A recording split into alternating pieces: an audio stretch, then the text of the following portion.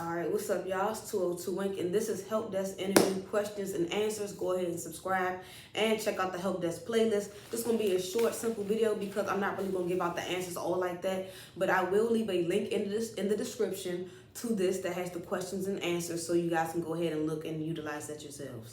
Let's get straight into it. Number one, what is your experience with various operating systems such as Windows, Mac OS, and Linux? Me, myself, I don't have no type of experience with Linux, so that's just that. If you don't, do your research on it. I'll do my research on Linux, and then I'll make a video about it. How about that? But as far as Windows, of course, most people have Dell laptops or Dell whatevers, or, you know, most operating systems are Windows. I have a MacBook at home, so I do use Mac OS. If you have an iPhone, you use iOS. So you should be a little bit familiar with that. I don't think they're really going to judge you about how much you do or don't know on the main, on Mac OS. You should know about Windows. So if you don't, do your research. All right. And is it crazy that they skip from one question to three, unless I'm just missing the second question or whatever? How do you so number three, next question. How do you prioritize support requests when multiple users are experiencing issues at the same time? And I can answer that for y'all. Shoot, prioritize. I mean, it just asks, how do you prioritize? So let me get into a little detail. First of all, you basically gotta just rank it by what's most important and also who is most important.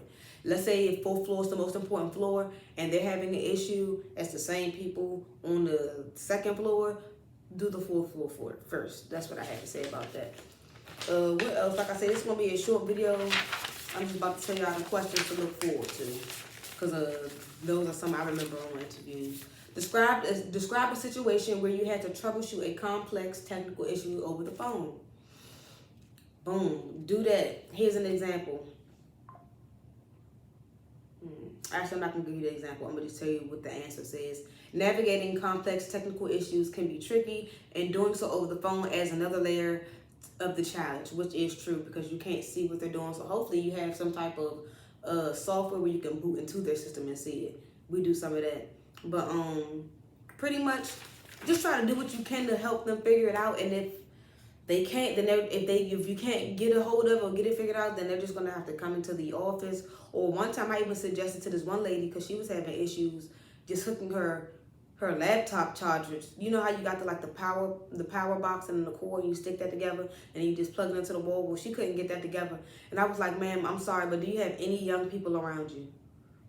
Because they would know to help. So, but yeah, let's keep it going though. What remote desktop software have you used in the past to assist users?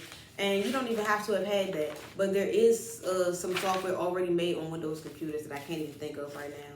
Here's another one. Explain the steps you would take to diagnose or resolve a slow internet connection for a user. I'm going to just skim through these and see ones that I've actually heard. What strategies do you use to communicate effectively with a non-technical user? Yes, because a lot of users, like if you work in places like I work, it's a lot of older people here. So, you know what I'm saying? You got to be patient. Be patient. That's the whole kill I be trying to tell y'all. Like people, millennials, Gen Z, and under and all that crap, we grew up with technology. I remember being in the first grade messing with computers and stuff. When the iPod came out, the new iPod Touch came out, I had that. Well, the one with the camera, not the original, but whatever. But you know, when technology is new and come out, you learn it and you progress with it. So the older generation didn't have that. They had like beepers and pagers. Y'all want to see one? Because my father got one. I'll find it for y'all. What else? Can you explain the difference between POP3 and IMAP and email protocols? I've never heard of that. I mean, I know what those things are, but I've never had to do that as a question. Another one. How do you ensure that sensitive information remains confident while providing support? Data privacy and confidentiality are essential aspects of any IT position. Ensuring sensitive information remains protected while providing support speaks to your ability to maintain a high level of professionalism. But what's the solution? Like I said, this is going to be good for y'all to read because you never know. Are you familiar with any programming languages, scripting, and tools? That's not even a real question because they're not going to ask. If they ask you that at your help desk interview, they're going to try to give you other things to do that's not really help that's related. You're going to be a system admin for real, or a developer or something. So we 5 minutes in, y'all. That's enough. Like I said, I will be sending you guys the link to this video. The link to this these questions and answers so you guys can look it up yourself. Best of luck to y'all on y'all interviews. Follow me on Instagram at 202 Wing Productions. Hit me up for any questions or anything I might be able to help with. Like, comment, subscribe, share.